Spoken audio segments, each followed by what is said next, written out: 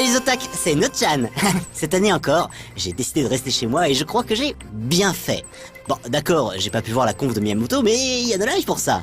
Et vu la chaleur qui régnait dans les halls hantés de Freehugger poisseux et de Laurent Baffy amateur flingué de la tête, je ne regrette rien. C'est pour cela que, comme chaque année, j'ai demandé à mon fidèle valet, Cyril Lambin, de faire le tour du salon pour moi. Et il faut dire qu'il connaît un peu mes goûts depuis le temps. Bon, on me dit que la ligne est en place. Cyril, tu me reçois ? Hein, quoi, oui? Ah, Nochan, ok, on le fait encore cette année? Bah ouais, c'était prévu comme ça. Ok. Bah, il y a encore beaucoup de choses cette année à Japan Expo, alors... Bon, j'ai essayé de trouver plein de petits stands parce que c'est parfois un peu planqué, mais regarde ce que j'ai trouvé pour toi. J'espère que tu aimes Love Live, le jeu. Ouais, c'est ma cam. Et regarde, il y a un stand qui vend des goods officiels Love Live. Ah ouais, t'as l'œil. Il était un petit peu planqué, mais j'ai réussi à le trouver. Et c'est connu en France, ça? Bah, tu regardes pas No Life ou quoi? On en a parlé. Bah, c'est un petit jeu sur mobile, un jeu musical, un free-to-play. Et il est disponible sur iOS et Android. Et ça fait fureur, c'est un jeu japonais comme il y en a de plus en plus en ce moment. C'est un stand c'est une collaboration entre l'anime Love Live, qui fait partie du top 1 au Japon, et du festival Kanda Myojin, qui est aussi le sanctuaire, un des 3 sanctuaires les plus réputés de Tokyo. Et voilà. Et donc on a 2 prêtres aussi qui sont venus exprès du Japon, du sanctuaire actuellement, que vous voyez derrière. Et on fait des petites photos et voilà, on présente un petit peu les produits. C'est quoi le rapport entre les prêtres et Love Live? En fait, ils ont fait une collaboration justement pour ramener du public et bah voilà, c'est tout. C'est vrai que c'est unique au Japon de voir une collaboration comme ça entre un sanctuaire et un animé. Ah ouais, ça c'est sûr. C'est comme si le curé de Châteauneuf de Gadagne faisait la promo de No Life les aventures. Et sinon, quoi d'autre? Alors je suis devant un stand d'Oculus Rift, a priori, avec l'attaque des titans. Ah mais je vois qu'il y a No Life derrière. Ah bah oui d'ailleurs, il y a Japan in Motion. Ouais, je découvre en même temps que toi, tu vois. Alors bon, on va essayer de voir si on peut poser quelques questions. これは日本で展覧会の中でやってるものなんですけれども、作品の世界がこのバーチャルリアリティに非常にマッチしてると思って作りました。Et en titre, il a essayé de me manger, il était dégueu.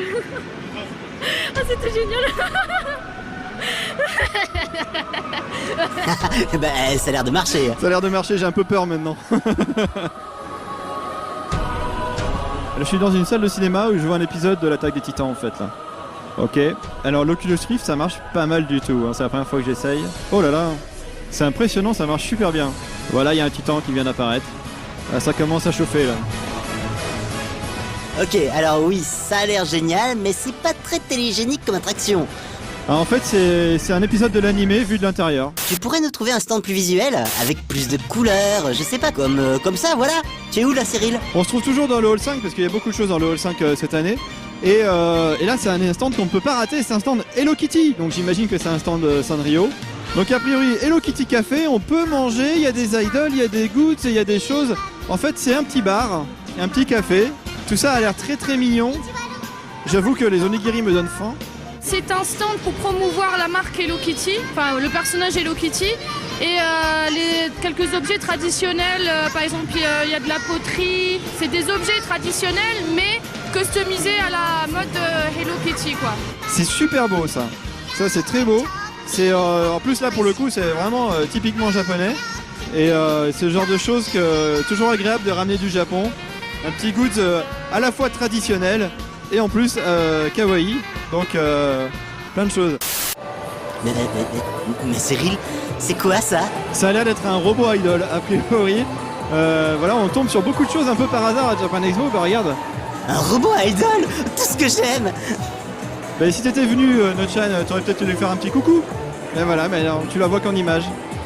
Bon, les mouvements ne sont pas encore hyper fluides et le robot ne peut pas se tenir debout tout seul, mais l'initiative est vraiment sympa. Tiens, pendant ce temps, on dirait que Cyril nous a dégoté de la figurine. Bah là, de toute façon, c'est difficile de les rater puisqu'ils sont sur l'allée principale à côté de l'entrée.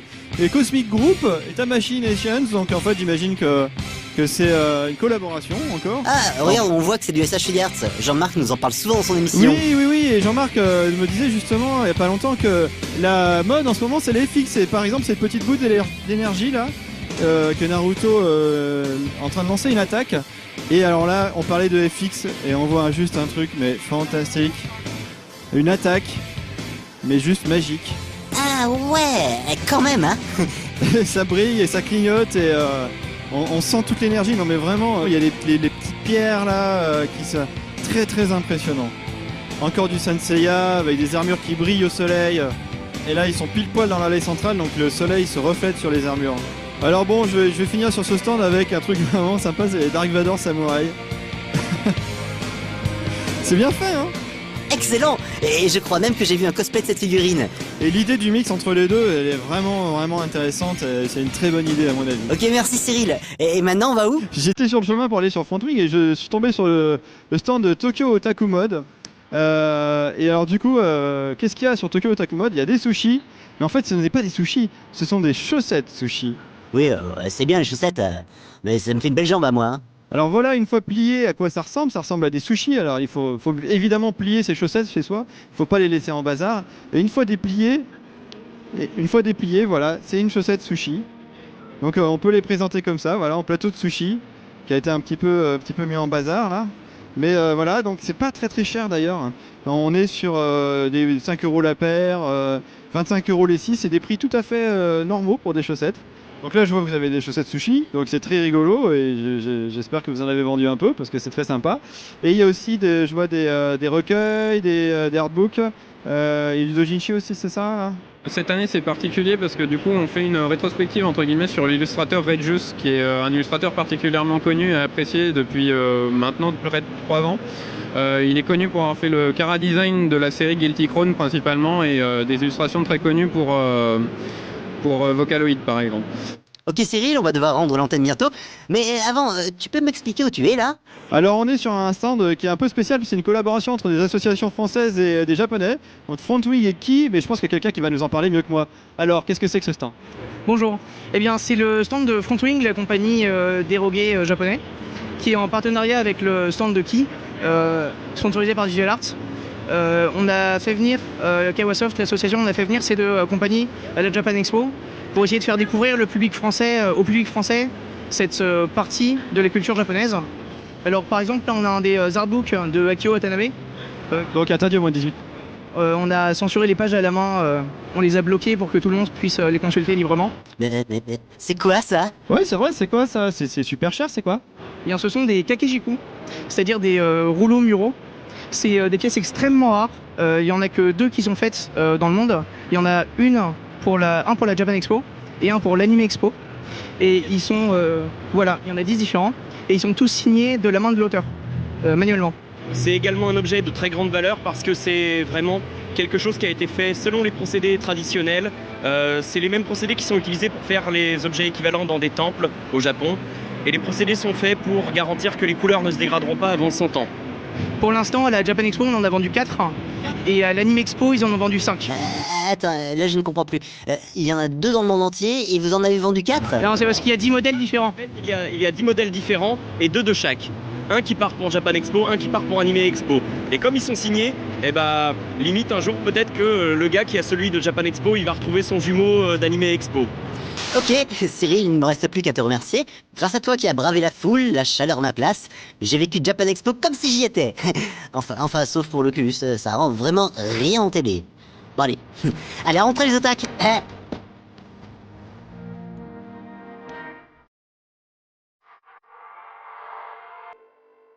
Merci pour ces années de bonheur. Voilà. Est-ce que tu veux parler à notre chaîne? Je veux bien, oui, pourquoi pas. Comment ça va? Comment ça se passe à Japan Expo? Super bien, première Japan Expo. Ça fait longtemps que je regarde pas de live parce que bon, la télé, tout ça, je regarde plus trop, mais des années de bonheur, vraiment. Merci. Merci pour tout ce que vous avez fait. C'est très bien, mais est-ce que tu as vu des stands bien otaku à me conseiller sur le salon? Des stands bien otaku? Je sais pas si je peux les dire parce qu'ils sont pas très pour les enfants, certains, mais là, ils font un petit peu... limite, mais bon. Ah, ça me dérange pas. Ça dérange pas? Surtout par là, il y a plein d'oreillers et de couvertures pour...